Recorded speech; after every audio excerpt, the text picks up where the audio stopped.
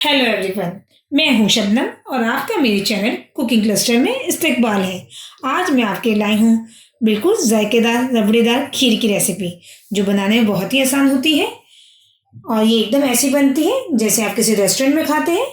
और मैं आपके लिए ऐसी रेसिपी लेके आई हूँ जो बहुत ही जल्दी तैयार हो जाती है और एकदम क्रीमी टेक्सचर की होती है। चलिए अब हम देख लेते हैं हमें सबसे पहले क्या करना है। यहाँ मैंने चावल लिए हैं, ये मैं नॉर्मल राइस लिए हैं जो हम खिचड़ी वगैरह में यूज़ करते हैं। इसमें आप चाहें तो नॉर्मल राइस भी ले सकते हैं या फिर छोटे राइस भी ले सकते हैं। इसको मैंने आधा घंटे पहले 2-3 पानी से भिगा के रख दिया था और ये देखिए आधे घंटे में ही कितने सॉफ्ट हो गए, टूट रहे आराम से। चावल हमारे जल्दी गल जाते हैं तो मैंने आधा घंटे पहले इसे भिगा के रख दिया था। चलिए अब हम नेक्स्ट स्टेप की तरफ बढ़ते हैं। सेकेंड स्टेप में हम क्या करेंगे कि मैंने ग्राइंडर जार ले लिया है। ये जो मैं खीर बना रही हूँ वो 1 लीटर दूध की बना रही हूँ, इसलिए मैंने यहाँ पे आधा कटोरी चावल लिए हैं। आप इसी हिसाब से कम या ज़्यादा कर सकते हैं, ये चावल फूल के ज़्यादा हो जाते हैं। अब मैं इसका पानी छान कर हल्का सा ग्राइंड कर लेती हूँ। इसका ग्राइंड हमें ऐसे नहीं करना कि एकदम पेस्ट बना लेना है, इसका हमें थोड़ा सा दरदरा पेस्ट बनाना है। इससे क्या होता है, हमारी खीर का टेक्स्चर भी एकदम क्रीमी होता है और हमारी खीर भी जल्दी पक जाती है। ये देखिए मैं सारे चावल को छान के मिक्सर ग्राइंडर में रख लिए हैं। इसमें मैंने बिल्कुल भी पानी यूज़ नहीं किया है। अब इसे हम 10-10 सेकंड के लिए 3-4 बार रोटेट करके पीस लेंगे। इसका पाउडर नहीं बनाना है, इस बात का ध्यान रखेंगे। चलिए मैं अब आपको पीस के दिखाती हूँ कि हमें इसका कैसा टेक्सचर चाहिए। अगर आपके पास इलायची पाउडर पिसा हुआ नहीं है तो आप इसमें 2-3 छोटी इलायची भी डाल के उसे पीस सकते हैं। ये देखिए मैंने इसे मिक्सर ग्राइंडर में 10-10 सेकंड के लिए 2-3 बार चला दिया है। ये देखिए इसका एकदम मैंने पाउडर नहीं बनाया है, इसका मैंने थोड़ा मोटा रहने दिया है। बस मैंने ये समझिए कि एक चावल के लगभग 4 टुकड़े कर लिए हैं। इससे हमारी खीर का टेक्सचर भी एकदम क्रीमी होगा और हमारी खीर जल्दी भी पक जाएगी। चलिए अब हम दूध को बॉईल करने के लिए रख देते हैं। चलिए अब हम गैस को ऑन कर लेते हैं और नेक्स्ट स्टेप की तरफ बढ़ते हैं। यहाँ मैंने 1 लीटर फुल क्रीम दूध ले लिया है, क्योंकि खीर के लिए जब हम फुल क्रीम दूध लेते हैं तो हमारी खीर जो होती है वो क्रीमी बनती है। आप चाहें तो जो आप नॉर्मल यूज़ करते हैं वो भी ले सकते हैं। चलिए अब दूध को हम एक अच्छा सा बॉईल आने देते हैं। ये देखिए दूध हमारा गर्म हो चुका है।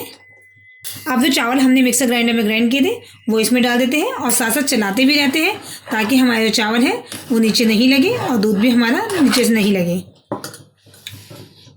यहाँ मैं सारे चावल डाल रही हूँ।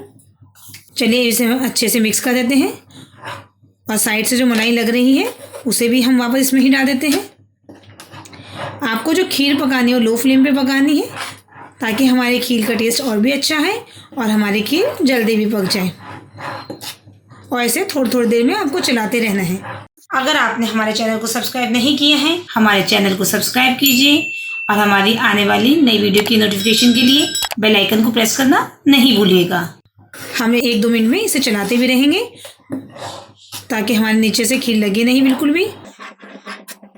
और अगर ऊपर मलाई जम जाए तो उसे भी हम वापस साइड से भी इसे डालते रहेंगे स्पून की हेल्प से। इससे हमारा दूध भी जल्दी गाढ़ा हो जाता है। ये देखिए लगभग 10 मिनट हो गए हैं और हमारे जो खीर का टेक्सचर भी एकदम गाढ़ा हो चुका है। हमें क्रीमी चाहिए, तो हमें और गाढ़ी खीर पसंद आती है, तो हम इसको और गाढ़ा कर लेते हैं। इसे मैंने लो फ्लेम पे रख दिया है और इसे 10 मिनट तक और पका लेते हैं, जिससे ये हमारा जो चावल है वो भी अच्छे से गल जाएंगे और हमारी जो खीर का टेक्सचर है वो भी एकदम क्रीमी हो जाएगा और हमारा दूध भी गाढ़ा हो जाएगा। ये देखिए अब हम इसमें ड्राई फ्रूट्स डाल देते हैं कुछ। ये मैंने किशमिश लिया है, ये नारियल थोड़ा सा लिया है, ये बादाम और ये काजू। आप चाहें तो अपनी पसंद का कोई भी ड्राई फ्रूट्स डाल सकते हैं इसमें। इसको मैंने छोटे छोटे पीसेस में कट कर लिए हैं। आप चाहें तो बिना ड्राई फ्रूट्स की भी खीर बना सकते हैं, लेकिन ड्राई फ्रूट से खीर का मज़ा दुगना हो जाता है। इसे हम बीच बीच में थोड़ी देर बाद अच्छे से मिक्स भी करते रहेंगे, ताकि हमारी खीर नीचे से बिल्कुल भी ना लगे। और इसे हमें लो फ्लेम पे पकाना है। ये देखिए हमारी खीर एकदम गाढ़ी हो गई है और हमारा चावल भी एकदम पक गया है। अब यहाँ मैंने आधी कटोरी चीनी ले ली है, इसे मैं खीर में मिक्स कर देती हूँ। अगर आप ज़्यादा मीठा खाते हैं तो अपने टेस्ट के अकॉर्डिंग 1-2 चम्मच और भी डाल सकते हैं। अब इसको मैं अच्छे से मिक्स कर देती हूँ, दूध हमारा गर्म है तो चीनी हमारी बहुत ही जल्दी मिक्स हो जाएगी। ये देखिए हमारी खीर का टेक्सचर है ना, एकदम क्रीमी। चावल को हमने मिक्सर ग्राइंडर में थोड़ा सा चला लिया था तो इससे हमारी खीर बहुत ही जल्दी पक भी जाती है। चावल को पकने में बिल्कुल भी टाइम नहीं लगता है। चलिए हमारी चीनी भी मिक्स हो गई है। अब मैं गैस की फ्लेम को बंद कर देती हूँ, क्योंकि ठंडी होने पे खीर और गाढ़ी हो जाती है। ये देखिए हमारे खीर का टेक्सचर, हमें ऐसे ही खीर का टेक्सचर पसंद आता है। ये बनी है हमारी एकदम रबड़ीदार मलाईदार खीर। अब इसे मैं रूम टेम्परेचर पे थोड़ा ठंडा कर देती हूँ, उसके बाद मैं इसे फ्रिज में रख दूँगी, क्योंकि खीर तो सबको ठंडी ही पसंद आती है। इसको थोड़ा ठंडा होने के बाद ही आपको फ्रिज में रखना है। ये देखिए हमारी खीर का टेक्सचर। चलिए हमारी खीर बन गई है, ठंडी भी हो रही है। अब इसमें हम थोड़ा सा इलायची पाउडर डाल देते हैं।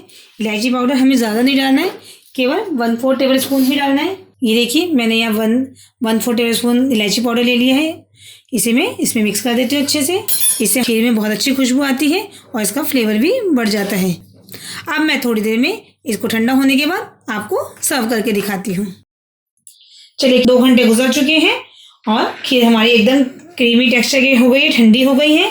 अब मैंने यहाँ एक मिट्टी का बर्तन लिया है सर्व करने के लिए, क्योंकि मिट्टी के बर्तन में खीर का टेस्ट बहुत ही अच्छा आता है।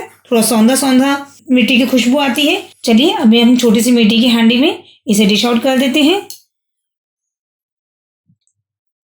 ये देखिए मैंने छोटी सी हांडी में सारी की खीर रख दी है। अब इसको थोड़ा सा हम डेकोरेट कर देते हैं। यहाँ मैंने थोड़े से मिक्स्ड ड्राई फ्रूट्स लिए हैं, काजू बादाम और किशमिश। इसको हम ऊपर से गार्निश कर देते हैं। चलिए ये हमारी जायकेदार एकदम क्रीमी खीर तैयार है, वो भी झटपट। आप भी मेरी रेसिपी को फॉलो करके बनाइएगा और अपने रिव्यूज़ कमेंट बॉक्स में ज़रूर दीजिएगा। आपको हमारी रेसिपी कैसे लगी ये कमेंट सेक्शन में आप हमें ज़रूर बताइएगा।